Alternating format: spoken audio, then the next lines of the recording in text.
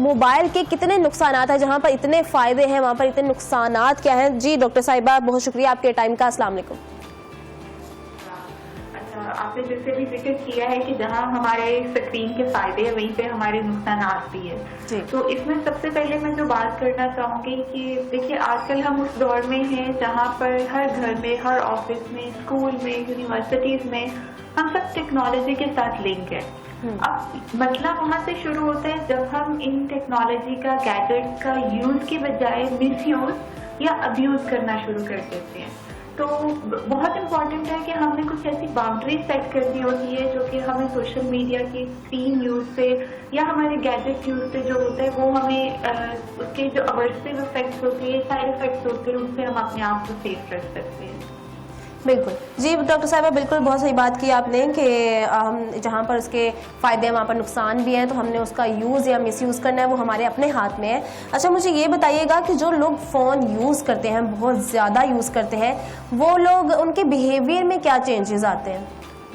ठीक है, इसमें बहुत सारी रिसर्च है जो शो कर रही होती है कि जो लोग दिन में तकरीबन 6 से 7 घंटे मुसलसल स्क्रीन का इस्तेमाल कर रहे होते हैं, उस पर चाहे वो अपना काम करते हैं या सोशल मीडिया देख रहे हैं या स्क्रॉलिंग कर रहे हैं, तो उनके ब्रेन में खास किस्म के जो होते हैं वो न्यूरल केमिकल चेंजेस आते हैं, जिसमें जब आप स्क्रीन यूज कर रहे होते हो तो जो हमारा हैप्पी हार्मोन होता है विच इज द डोपामिन, वो ज्यादा प्रोड्यूस होना शुरू हो जाता है जो आपकी एडिक्शन कॉज कर रहा होता है। आपने अक्सर नोट किया होगा कि जब भी हम मोबाइल इस्तेमाल करने लगते हैं तो इवन हमें अंदाजा ही नहीं होता कि हम कितना टाइम स्पेंड करते थे। तो उस एडिक्शन की वजह से अक्सर औकात ये देखा गया है कि जो लोग मोबाइल का ज्यादा इस्तेमाल कर रहे होते हैं उनमें चिड़चिड़ापन बहुत ज्यादा आ जाता है, वो जल्दी गुस्सा होना शुरू हो जाते हैं, उनका जो टॉलरेंस लेवल होता है वो ग्रेजुअली कम होता है। और इसकी बुनियादी वजह ये होती है कि जब आप स्क्रीन इस्तेमाल करते हो तो आपको स्क्रीन के ऊपर कंट्रोल है,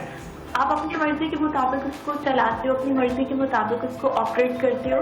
तो जब आप रियल लाइफ की तरफ आते हो तो हमें ये देखना है कि जो लोग 6 से 7 आवर्स रोजाना की स्क्रीन पे टाइम स्पेंड करते हैं तो उन लोगों के अंदर गुस्सा, कंट्रोल, चिड़चिड़ापन, ये चीजें ज्यादा पाई जाती हैं। जी बिल्कुल, स्क्रीन को हम कंट्रोल कर सकते हैं, रियल लाइफ में हम इंसानों को कंट्रोल नहीं कर पाते, इस वजह से गुस्सा आ जाता है। अच्छा, ये जो बच्चे देखते हैं, कार्टून्स वगैरह देखते हैं, और जिस तरह से मैंने पहले भी एग्जांपल दी अभी कि डोरेमोन जैसे कार्टून है या कोई गेम है जैसे पबजी गेम है, तो उसमें हम कंट्रोल कर रहे होते हैं या उसमें इस तरह से के गैजेट्स यूज़ कर रहे होते हैं। जैसे पबजी गेम है उसमें गन्स के साथ एक दूसरे को गोलियाँ मार रहे हैं, तो रियल लाइफ में भी उसका बहुत ज़्यादा इम्पैक्ट पड़ता है। लोग अपने आप को, बच्चे अपने आप को कैसे कहते हैं जी हम सुपर हीरो हैं, हम सबको मार देंगे, और वो रियल लाइफ में भी उसी पबजी गेम की तरह गेटअप करके, जैसे पीछे बैग उन्होंने पहना होता है तो उस तरह का करके वो उस तरह से पूरा अपने आप को वो पबजी प्लेयर समझ रहे होते हैं। इसके बारे में क्या कहेंगे?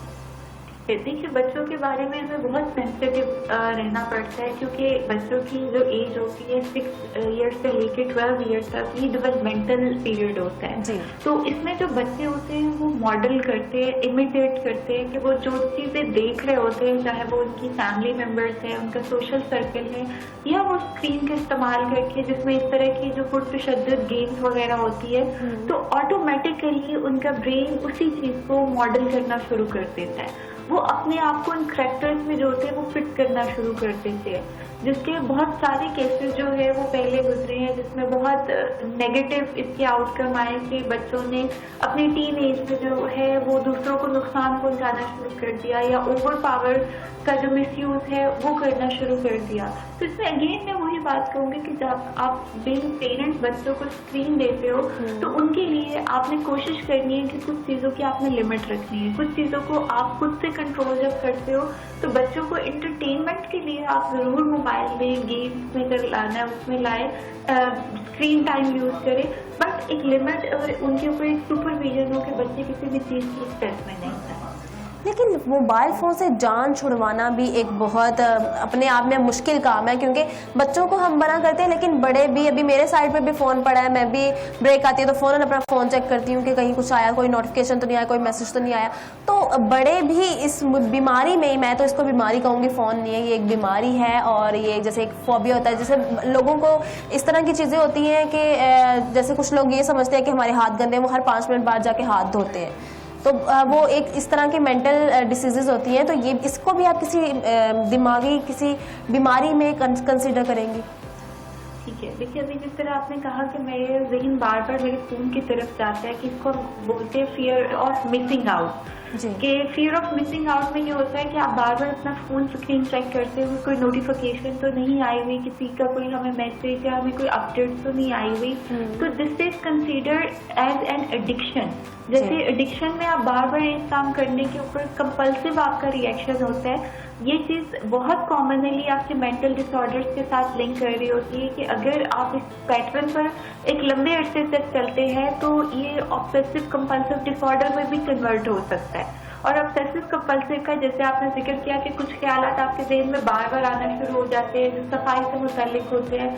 लोगों को सोशल मीडिया के यूज़ की वजह से बॉडी इमेज इश्यूज आना शुरू हो जाते हैं। आपने देखा होगा कि over the period of time लोग एक्सेसिव फिल्टर्स लगा के अपनी वीडियोस, फोटोज उसमें जाना शुरू हो गए, जो आपके सेल्फ कॉन्फिडेंस को इवन जो है वो बुरी तरह से इफेक्ट करते हैं।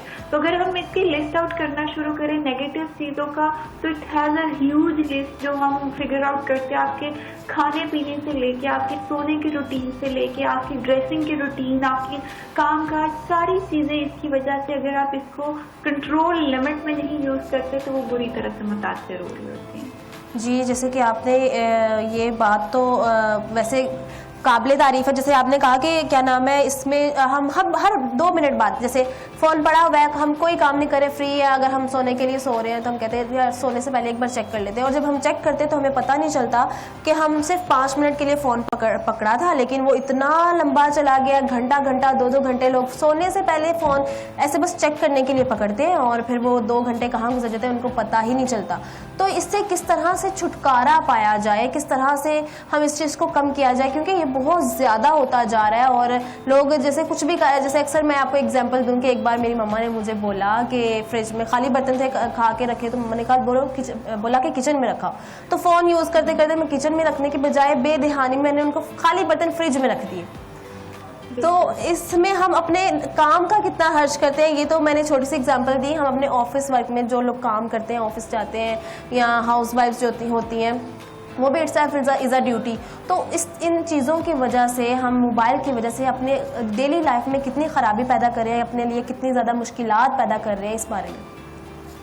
बिल्कुल 100%। देखिए मैंने वही पहले शुरू में भी जिक्र किया है कि हर चीज़ का एक होता है यूज़, फिर उसके बाद मिसयूज आता है, एंड पे हम उसको अब्यूज की तरफ जाना शुरू हो जाते हैं। तो कभी ऐसा नहीं होता कि जब आपके पास फोन आया है तो वो पहले दिन ही आपको एडिक्शन कॉज कर देते हैं। ये gradually with the passage of time हम आहिस्ता अनकॉन्शियसली उस पैटर्न की तरफ जाना शुरू हो जाते हैं। और इसको छुटकारा पाने के लिए मैं सबसे पहले एडवाइस करती हूँ कि आप हमेशा अपने दिन का स्केड्यूल बना के रखें। जब आप अपने पूरे दिन का स्केड्यूल बना के रखते हैं और उसमें कोशिश करें कुछ टाइम सिर्फ आपके अपनी ज़ात के लिए हो, कुछ टाइम आपके काम से मुताल्लिक हो, कुछ टाइम आपने अपने फैमिली के साथ गुजारना है। तो जब आप इन सारी चीज़ों को देखते हो तो आप ऑटोमेटिकली देखेंगे कि आपके फ़ोन का स्क्रीन का इस्तेमाल जो होता है वो कम से कम होता जाएगा। लेकिन इस चेंज को अडॉप्ट करने के लिए भी पहले आपने अपने आप से एक कमिटमेंट करनी होती है कि why I need to change my behaviour. मैंने इस फ़ोन का इस्तेमाल क्यों रोकना है? क्या वो मेरी पर्सनल लाइफ पे नेगेटिव इफेक्ट ला रहा है? क्या वो मेरी काम के ऊपर जो है वो बुरी तरह उसको मुतासर कर रहा है?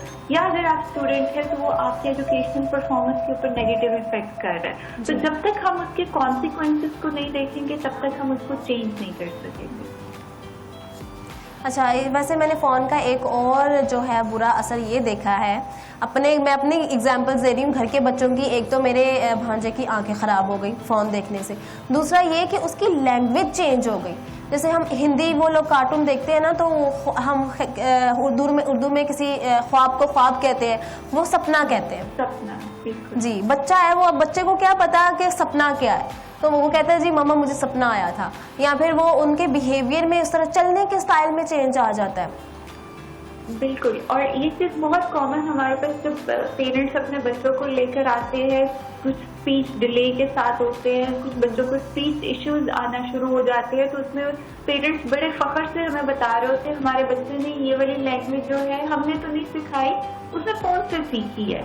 इवन घर में फैमिली पैटर्न में लोग इंग्लिश नहीं बोल रहे होते बच्चों ने वो रोबोटिक लैंग्वेज मोबाइल से, वीडियो से, गेम से वो चीज़ें लर्न की हुई होती है। जी। तो इसमें मैं हमेशा वही चीज़ हाईलाइट करती हूँ कि पेरेंटिंग इज़ आवर रिस्पॉन्सिबिलिटी। तो जहाँ पर आपका बच्चा एक ग्रोइंग एज में है, कोशिश करें कि सिर्फ आप उसकी जो डे टू डे नीड्स होती हैं उनको फॉलो नहीं करें, उनकी अपब्रिंगिंग पे फोकस करें, बच्चे के साथ बैठे। आजकल हम कोई 10-15 साल पहले जाए तो घर में एक स्टोरी टेलिंग का होता था टाइम कि बेड टाइम पर पेरेंट्स या ग्रैंड पेरेंट्स बच्चों के साथ सोते थे और उन्हें स्टोरीज बताते थे। अब वो बच्चे हाथ में मोबाइल लेकर अपनी मुख्तलिफ जो बच्चों के ब्लॉग्स बने हुए हैं, यूट्यूब चैनल्स बने हुए हैं, वहीं से वो मटेरियल और चीज़ें देख सकते हैं जो टू सम एक्सटेंट उसका कोई हम रिलेटिव टू अगर लाइफ में देखें तो कोई बेनिफिट्स नहीं होते हैं। वो ऐसी चीज़ें होती है जो सिर्फ बच्चा अपने स्क्रीन का टाइम देख रहा है, उनको एंजॉय कर रहा है, दूसरे बच्चों को उस तरह की चीज़ें करते हुए देख रहा है, जिसकी वजह से आपने ये देखा होगा कि बच्चों के अंदर जो है वो एक कॉम्प्लेक्सिटी जो है वो डेवलप होना शुरू होगी। वो कंपैरिजन में आ जाते हैं, हमें ये भी चीज़ चाहिए है, हमें ये भी चीज़ चाहिए। तो जो हाइप स्क्रीन पे क्रिएट हो रही होती है, बच्चे उसको रियल लाइफ में अचीव करना चाह रहे होते हैं। तो जहाँ पर वही बात है, पॉजिटिव चीज़ें हैं, वहीं पर इसके बहुत सारे नेगेटिव कॉन्सिक्वेंसेज हैं जिनको आपने जब तक एड्रेस नहीं करना तब तक वो चीज़ें चेंज नहीं होंगी। जी बहुत शुक्रिया आपका। डॉक्टर आमना इफ्तिखार हमारे साथ मौजूद थे, इनके कीमती टाइम का बहुत शुक्रिया।